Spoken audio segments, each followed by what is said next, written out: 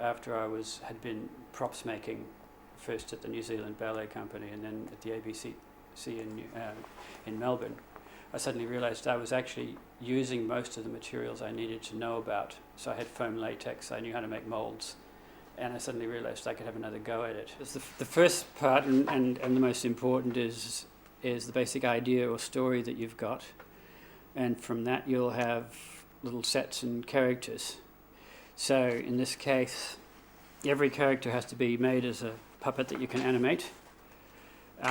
Usually they start as a plasticine sculpture, much like this one, who's an unfinished creature. In this case, he's a full body one. This is a mould which is for a body which doesn't have a head, because they're going to be interchangeable in different ones.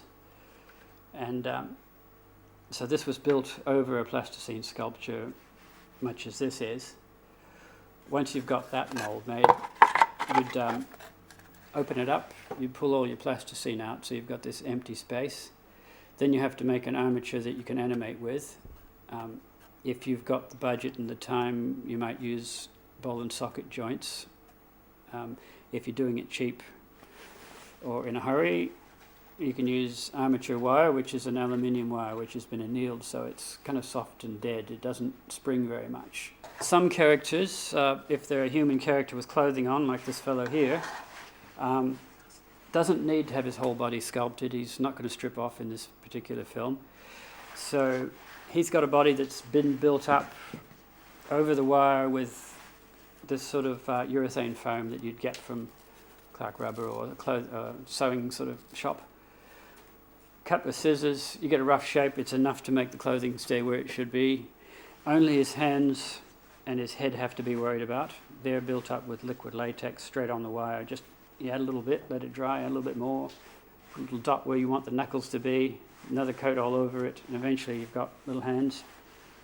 Because they have the wire inside, they can be animated to do anything, any gesture he needs to do. His head, in this case, is done with silicone rubber. I think I can still pull it off. It is a longer lasting material compared to latex, which, as being a natural material, will start to rot, and after 2 or 3 years it's not so much good anymore. This stuff lasts forever. It's still quite flexible. A little bit of wire in his jaw which holds that mouth position, so he can open and close his mouth. Eyeballs are made from little white beads, and they can rotate in the sockets so that he can look in different directions. And in his case, it's a plaster mold, so his face has come out of a mold exactly like that. These are the little beads which are place fillers where the eyeballs are going to go. So it hasn't been painted up. There's a little bit of wire to keep it in place so it doesn't head off in different directions when you put the rubber in. The armature has a little wooden block and a bit of wire in the neck usually, which is coming out. So once you've filled that and it's set and you take it out, you've got a head which needs trimming and painting. And then that can be put into this generic body which is designed to take more than one head, so I get more use out of it.